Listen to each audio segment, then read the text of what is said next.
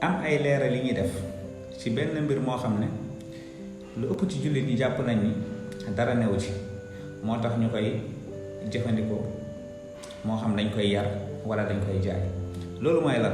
loolu mooy golo ni yàppam araamee noonu la jaay ko araamee di jëfandikoo njëg la noonu la it yar ko ci sa kër te benn it la taxul araamee.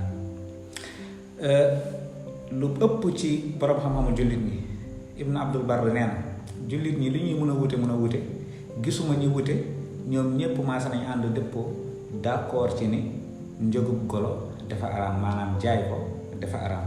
kon ab jullit du yar golo waxuma laa di ko jaay di ci commerce.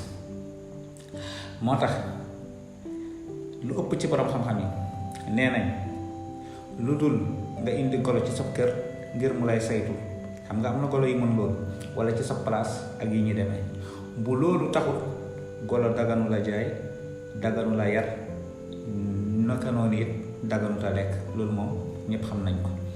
kon mbokk, bu dee yàlla dafa àtte nga bokk ci ñi yar golo di leen jaay di ci liggéey, génn ci ba mu set wicc. bu dee yàlla dafa àtte nga amoon ci yéene dugg bu ci dugg, xamal ni daganu ci ab jullit.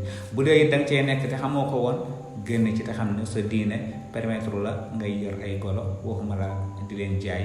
borom xam-xam yépp déppoo nañ ci lii. daf mel ni nag jamono ñu ëpp dañ koo réere, moo tax ngay gis ñu koy yar di koy jaay, wala ñii di ko yar rek ngir seeni bànneexu bopp, waaye daganut ci ab jullit.